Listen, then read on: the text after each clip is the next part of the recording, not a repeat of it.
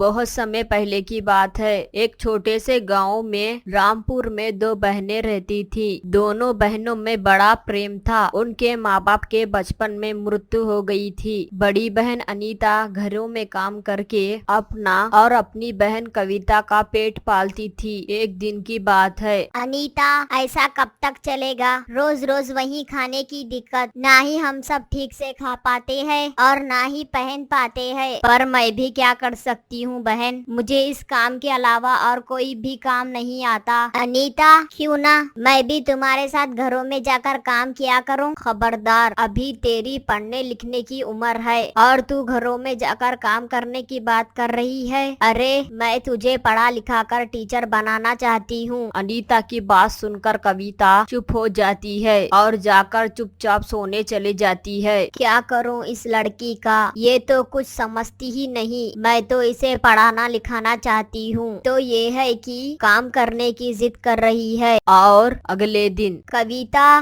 कविता, मैं काम करने जा रही हूँ, तुम अपना ध्यान रखना और किसी को भी घर में मत आने देना। ठीक है अनीता, तुम आराम से अपने काम पर जाओ। अनीता अपनी मालकिन के घर काम करने जाती है। घर का काम करके वो शाम को अपनी मालकिन से पैसे मांगती है। मालकिन जी, मुझे कुछ पैसे की जरूरत है, मुझे कुछ पैसे दे दो। अभी तो तुझे परसों ही पैसे दिए थे, फिर तुझे इतनी जल्दी पैसे की जरूरत क्या पड़ गई? वो मालकिन जी, मुझे अपनी बहन के लिए किताबें खरीदने के लिए चाहिए। अभी नहीं है मेरे पास पैसे वैसे। और क्या करेगी तू अपनी बहन को पढ़ा लिखा कर और रोज रोज तू पैसे मांगती है? अरे मैं नहीं दे पाऊंगी। तुझे काम करना है तो कर, वरना जा यहाँ से, समझी? मालकिन जी, आप ऐसे मत बोलिए। मैं अपनी बहन को पढ़ा लिखा कर टीचर बनाना चाहती हूँ। अब तू उसे टीचर बना या चाहे कुछ बना, मेरे पास नहीं है पैसे। देख, मैं तुझे ये रोज रोज पैसे नहीं दे सकती और तू कल से काम पर मत आना। अरे मालकिन जी, अब ऐसा मत बोलिए। आप काम नहीं कराएंगी तो हमारा गुजारा कैसे होगा? वो मुझे नहीं पता। अब तू जा यहाँ से, चल निकल, चल फूट। अनीता वहाँ से उदास मन से जब काम करके शाम को लौट रही होती है तो पूरे रास्ते वो यही सोचते आती है, जब कविता मुझसे पैसे मांगेगी तब मैं उसे कहाँ से दूंगी और उसे कैसे बताऊंगी? मालकिन ने मुझे काम से निकाल दिया है। अनीता ये सोचते सोचते वहीं रास्ते में पेड़ के नीचे बैठ जाती है और रोने लगती है। अनीता जिस पेड़ के नीचे बैठी रो रही होती है, उस पेड़ पर बैठी भूत अनीता को रोते देख रहा होता है। तभी भूत अनीता के सामने आ जाता है। भूत, भूत। अनीता भूत को देखकर भागने लगती है। अरे अरे, भागो मत, मुझसे मत डरो, मैं तुम्हें कुछ नहीं करूँगा। तुम तो भूत हो, अब मैं कैसे मानूंगी कि तुम मुझे कुछ नहीं करोगे? हाँ? अरे सच में कुछ नहीं करूँगा।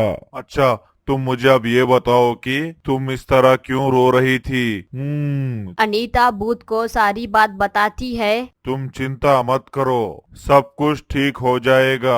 अब बस तुम अपने घर जाओ। अनीता जब अपने घर जाने लगती है तो भूत भी अनीता के साथ साथ उसके घर चले जाता है। इस बात का पता अनीता को नहीं चलता कि भूत उसके साथ उसके घर आ रहा है। अनीता के घर आते ही कविता अनीता से पैसे मांगती है। अनीता, तुम अपनी मालकिन से पैसे मांगकर लाई हो? ओह, वो कविता। मालकिन ने मुझे पैसे देने से मना कर दिया, पर तू चिंता मत कर बहन, मैं कहीं ना कहीं से पैसे का इंतजाम कर दूंगी। अनीता ने मन ही मन सोचा कि मैं कविता को कैसे बताऊं, मालकिन ने मुझे काम से निकालवा दिया है। अनीता, क्या बात है? आज तुम कुछ उदास लग रही हो, कुछ हुआ है क्या? अनीता कविता की बात सुनकर रोने लगती है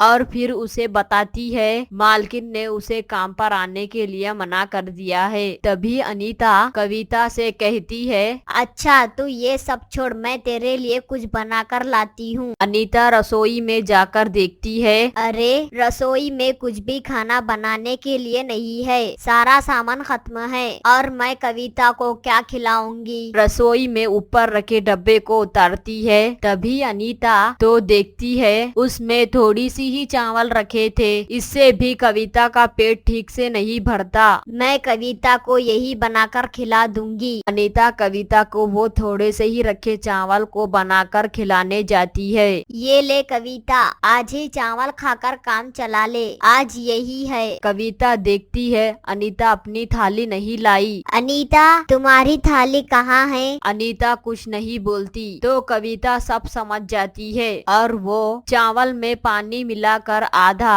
अनीता को दे देती है और आधा खुद खाती है। खाना खाते खाते कविता रोने लगती है। कविता, तुम रो मत, हम दोनों कुछ ना कुछ तो करेंगे, जैसे कि हम दोनों पेट भरकर खाना तो खा सके। तभी कविता के दिमाग में एक आइडिया आता है। क्यों ना तुम मेरे स्कूल के बाहर चिल्ली पोटैटो बेचो। मेरे स्कूल के पास एक आंटी खाने पीने के चीजें बेचती है, उनकी बड़ी कमाई होती है, तो तुम भी स्कूल के बाहर चिल्ली पोटैटो बेच सकती हो। पर तेरे स्कूल के पास चिल्ली पोटैटो बेचना ठीक रहेगा? तुझे अजीब नहीं लगेगा? नहीं अनीता, मुझे क्यों अजीब लगेगा? तो फिर ठीक है, कल से मैं चिल्ली पोटैटो बेचूंगी। फिर दोनों बहनें खाना खाकर सो जाते हैं। आधी रात में कविता का पेट ना भरने के कारण उसे बहुत जोरों से भूख लगती है। अनीता, मुझे बहुत जोरों से भूख लग रही है। मेरा पानी वाले चावल से पेट नहीं भरा, लगता है आज तो पानी पीकर ही पेट भरना पड़ेगा। अनीता रसोई में पानी पीने जाती है और वो उधर जाकर देखती है कि रसोई में विभिन्न प्रकार का भोजन रखा है। अनीता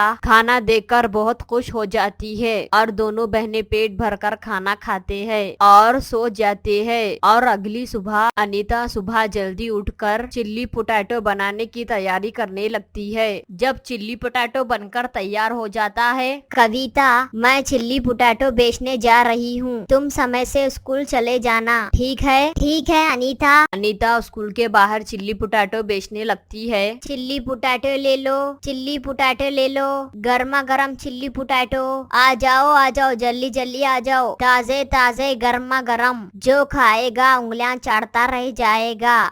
जल्दी जल्दी आओ, चिल्ली पोटैटो खाओ। दीदी, एक प्लेट चिल्ली पोटैटो दे दो ना। अभी देती हूँ बच्चों, ठहरो जरा। अनीता उसे चिल्ली पोटैटो दे देती है। वो बच्चा चिल्ली पोटैटो खाने लगता है और खाकर कहता है, अरे वाह, ये तो बहुत स्वादिष्ट चिल्ली पोटैटो है। दीदी, मुझे एक प्लेट और देना। अरे, तुम्हें चिल्ली पोटैटो अच्छे लगे? हाँ दीदी, मुझे और खाना है। अभी देती हूँ। अनीता उस बच्चे को एक प्लेट और देती है और जब उसके चिल्ली पोटैटो बिक जाते हैं तब अपना ठेला लेकर अपने घर की ओर चल देती है। देखते ही देखते अनीता की दुकान पर चिल्ली पोटैटो अच्छी मात्रा में बिकने लग जाते हैं। अनीता एक दिन कविता से बात करते हुए, अरे कविता, मुझे लग रहा है कि मुझे हेल्पर की जरूरत पड़ेगी। अब रोड पर बहुत भीड़ होती है। राधा ये बात बोलती है तभी भूत उनके आगे आ जाती है। अरे तुम तो वही भूत हो ना जो मुझे पेड़ के नीचे मिला था? हाँ, मैं वही भूत हूँ और मैं कब से तुम्हारी मदद कर रहा हूँ। अरे कैसे? और तू यहाँ कैसे आया? मैंने उस दिन तुम्हें रोते हुए देख लिया था और मैंने तभी ठान लिया था कि मैं तुम दोनों की मदद करूँगा और मैं तभी से तुम्हारे साथ आ गया। उस दिन मैंने रात को देखा कि तुम्हारे पास तो खाने के लिए खाना भी नहीं है, तभी मैंने तुम्हारे लिए खाने का रात में इंतजाम किया। अच्छा, रात में इतना सारा खाना तुमने रखा था क्या? हाँ, मैंने तुम्हारे लिए अपनी शक्तियों से खाना प्रकट किया था। अच्छा, अब मैं समझी।